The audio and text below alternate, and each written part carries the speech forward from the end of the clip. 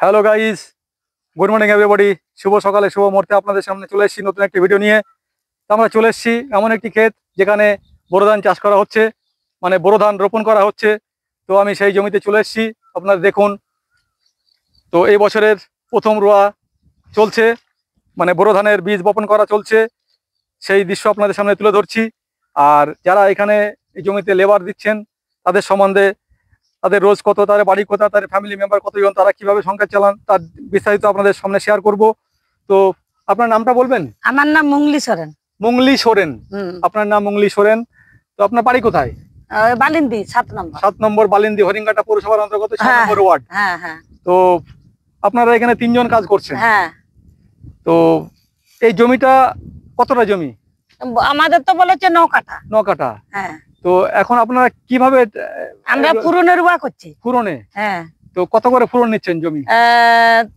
1400 বিঘে। 1400 টাকা বিঘা। হ্যাঁ। তো আপনারা বুঝতে পারছেন, 1 বিঘা জমি ওনারা মানে বীজ বপন করে দেবেন, 1400 টাকা নেন।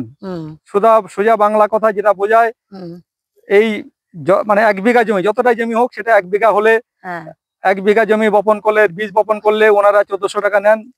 তো ওনারা সেইভাবেই ওনাদের রোজ বিঘা প্রতি ওনারা বীজ বপন করেন। তো আপনারা, আপনাদের ফ্যামিলি মেম্বার কতজন? আমাদের ফ্যামিলি মেম্বার 8 জন। 8 জন।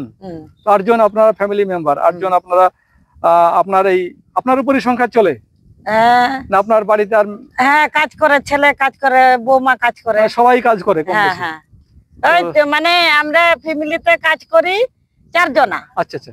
আর মানে বাড়িতে 4 জনা থাকে, বাচ্চা দুটো নিয়ে, আর শাড়ি বয়স্ক মানুষ। আচ্ছা আচ্ছা। উনি বাড়িতে কিছু পারে না। আর একজনের ছেলে থাকে, আমার ছোট ছেলে, উনি বাড়িতেই থাকে, ওদেরকে দেখাশোনা, বাচ্চাকে স্কুলে নিয়ে যাওয়া। আচ্ছা। এইটা করে আপনাদের সংখ্যাটা চলে যায়। হ্যাঁ হ্যাঁ হ্যাঁ। আচ্ছা আচ্ছা। তো যাই হোক, আপনাদের মূল্যবান বক্তব্য শুনলাম। আপনাদের রোজ কত আপনারা বীজটা বপন করেন।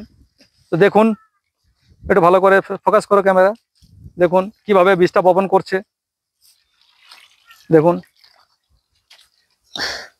যে একজন মহিলা হয়েও উনি যে পারিশ্রমিক বিঘা প্রতি 1400 টাকা নিচ্ছেন, দেখুন কিভাবে বীজটা বপন করছে।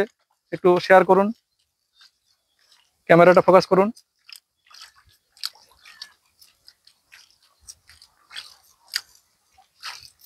পিছটা পুরো জমিটা ঘুরিয়ে দেখাও।